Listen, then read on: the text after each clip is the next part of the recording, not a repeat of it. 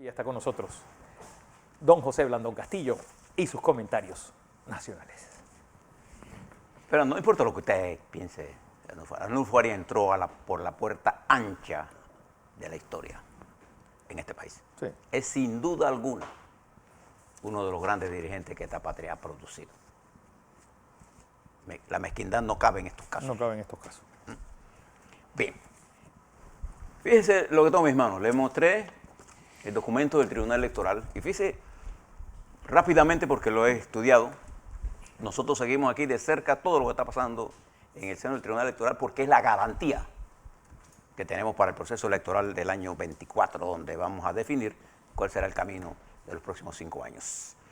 Aquí, este es un comunicado que establece la fecha de vencimiento de las autoridades electas del Partido Cambio Democrático y accede al retiro de la solicitud de prórroga para la celebración de elecciones primarias. Para la elección de primarias, de elecciones internas del Partido Cambio Democrático.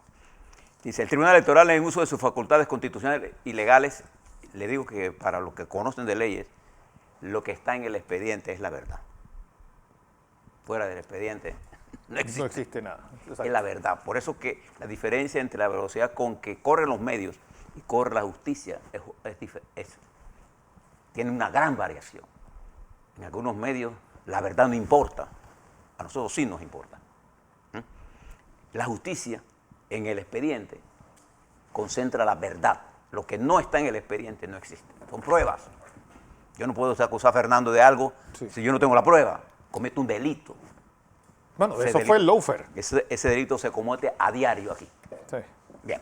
Fíjense, lo puntual de esto. El 21 de junio del 22 de este año, Ronnie Vargas, Ronnie Arauz. Ronnie Vargas es nuestro compañero de aquí. Sí, perdón.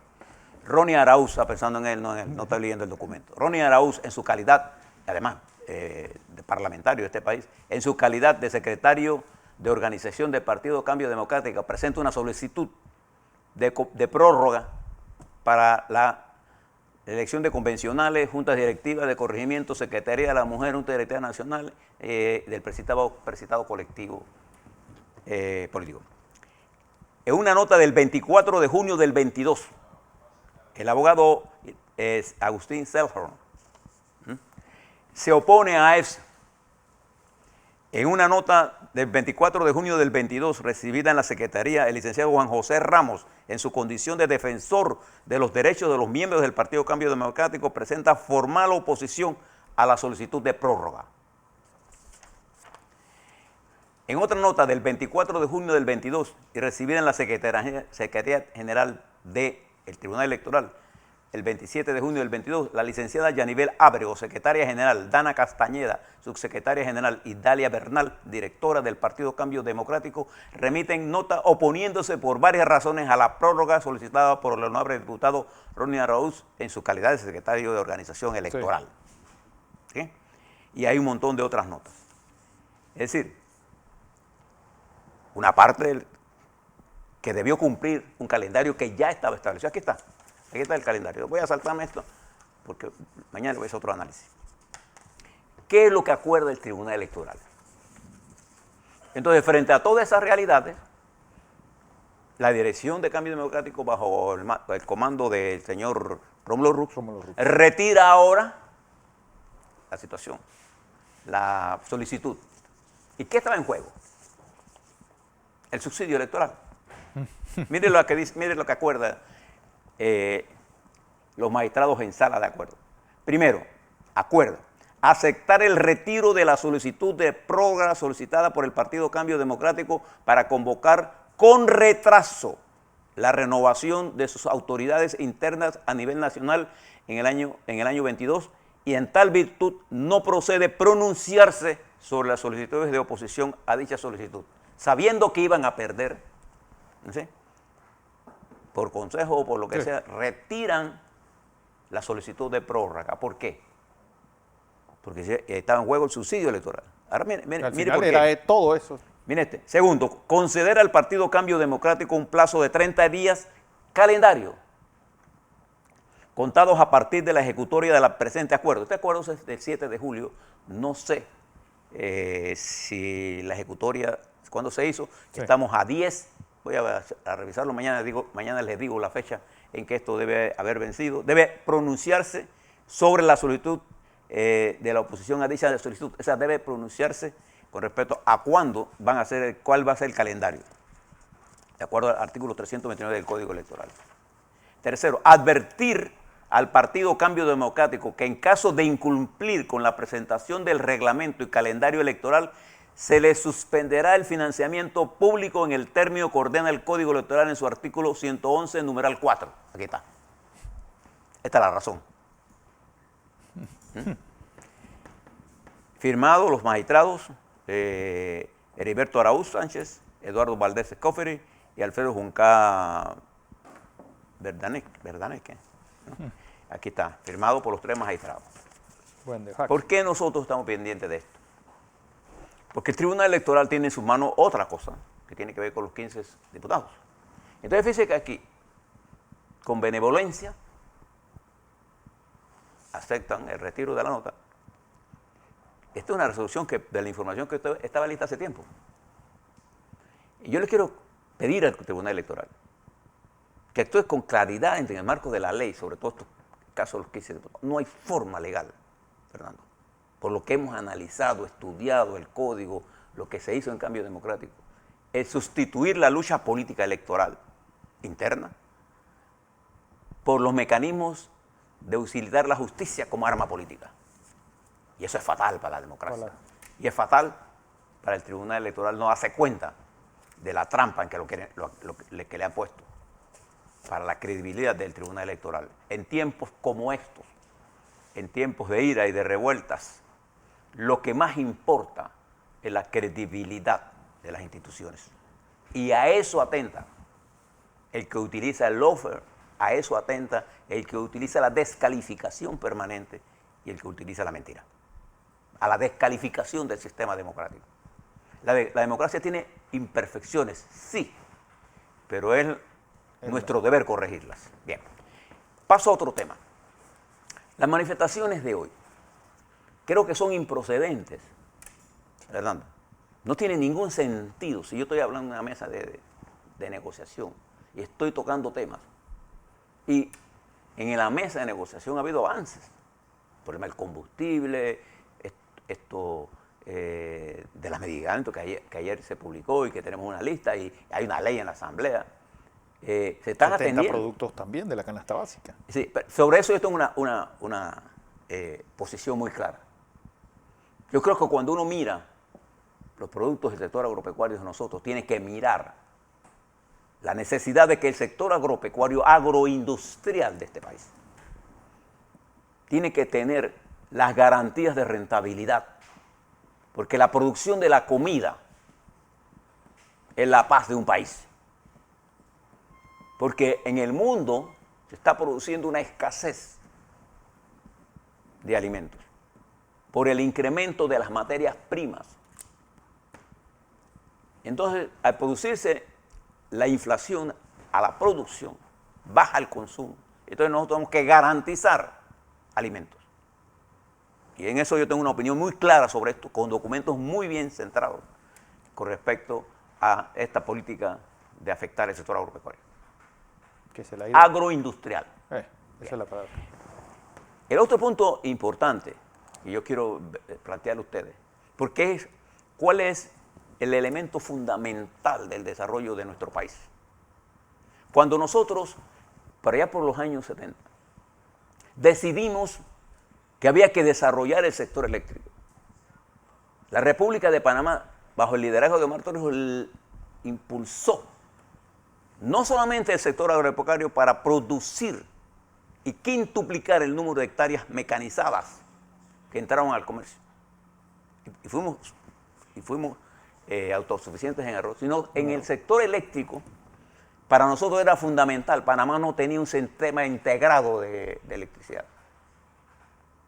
Y las provincias se manejaban con plantitas térmicas altamente ineficientes y caras. Entonces nosotros montamos un sistema de alto nivel de inversión. Y yo les puedo decir, con conocimiento profundo del tema, con cifras claras y contundentes, le pedí a Saúl Méndez que mande, cuando Fernando aquí lo determine, pues tenemos muchas cosas que mirar en el fondo. ¿A quién es el diseñador de esta posición del movimiento que está en la mesa, de diálogo, de que la tarifa eléctrica se puede bajar en 45%? Sí, porque sí. Eso no se puede hacer. Créame lo que le estoy diciendo. No dejemos que una mentira o cifras manipuladas, por cualquiera sea la razón, porque no las conozco, o porque las invento, porque las oí. No es cierto lo que se está diciendo con respecto a la producción de energía eléctrica en este país. No es cierto que las empresas eléctricas se están llevando el 200% de ganancia. Eso no es cierto. Eso es totalmente falso. Además que hay un control sobre el beneficio también desde que se firmó la ley de privatización. En la tarifa usted tiene 3 componentes y 4 con el combustible. El costo que tiene usted por generación, el costo por distribución y el costo por transmisión. En el caso de la distribución y la transmisión, son costos regulados. Regulados. Las empresas de distribución eléctrica, su costo su margen de ganancia. Su margen de ganancia está regulada, su tasa interna de retorno está regulada. En el sector generación no está regulada. Y el hecho de tener un spot market o un mercado ocasional creó muchas distorsiones. Pero eso es lo que estamos corrigiendo en este momento. Pero aún con todas esas distorsiones, al que se le ocurra creer que esto es cierto, nosotros los invitamos a ellos para darle las cifras que tenemos y obtener de ellos de dónde son las cifras y compararlas para que usted vea qué es la verdad. Pero yo le puedo decir, por mi experiencia en el sector eléctrico, yo trabajé como director de finanzas del Instituto de Recursos Hidráulicos y Electrificación, director de finanzas, subdirector general y director general por casi 10 años en ese periodo. Y conozco de la economía eléctrica perfectamente bien. Y conozco la energía actual, conozco el sistema, profesionalmente hablando. Y le puedo decir que las cifras que se están utilizando son falsas. No es cierto lo que se está diciendo por parte del movimiento. Entonces tenemos que educarnos en lo que estamos haciendo. Al tener todas las cifras, entonces podemos hablar de algunas que tenemos que mejorar cómo funciona el despacho de carga. Yo coincido con eso. Sí. Lo que no podemos decir. La calidad de la luz también. Lo que tenemos que mejorar es la calidad del servicio que usted recibe en distribución. Estos apagones, estas fluctuaciones de voltaje, esas fluctuaciones en las tarifas eléctricas, que usted un día está pagando un promedio de 40 y sale al mercado una con 200, 300, 400. Primero que esa factura nunca debió salir al mercado. Entonces nosotros tenemos que mirar la deficiencia de distribución que produce un gran disgusto. No hay nada que embelleque más a uno que recibir una llamada, ver un problema de apagones, llamar para pedir una explicación y te piden primero el NIT y después que te pasan a otro, que es un call center que está normalmente en Colombia o en otro país, te preguntan nuevamente el NIT y te dicen, la cuadrilla está en camino. ¿Qué camino? Pasan las horas y no se resuelve. Eso exaspera, porque eso acaba con el pequeño y mediano productor, restaurante. Usted va a las playas y usted no sabe qué día va a tener luz y qué día no va a tener luz.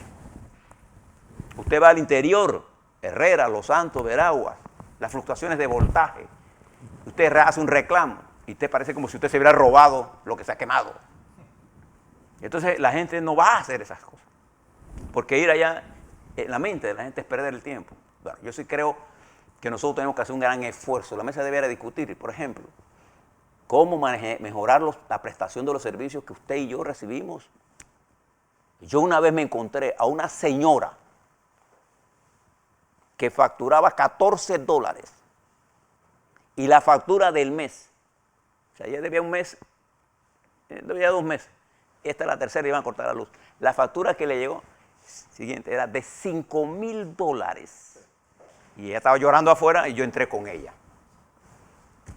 Y pregunté, dice, no, pero es que ella tiene que pagar y después hablamos. Entonces, ok, yo saqué 14, pongo el primer mes que saqué. Entonces, ella tiene derecho. Dice, no, es que ella tiene que pagar la otra y, y también los 5.000. Pero un momentito. Usted tiene el reglamento. Lea lo que dice. Si yo debo un mes, usted no puede cortar luz. Y si yo pongo un reclamo, esa factura, usted no la puede considerar para mis 2 meses no la puede considerar. Porque, ¿cómo se le ocurre a usted que con $14 de pago yo, una factura de $5.000 a una señora humilde como esta, ¿en qué carajo la va a consumir? Sí. Entonces hay cosas que se caen de la mata. Exacto. Eso es lo que nuestro pueblo está recibiendo. Esa falta de atención, de calidad, que no nos están brindando las empresas de distribución. Eso es otra cosa. Así es.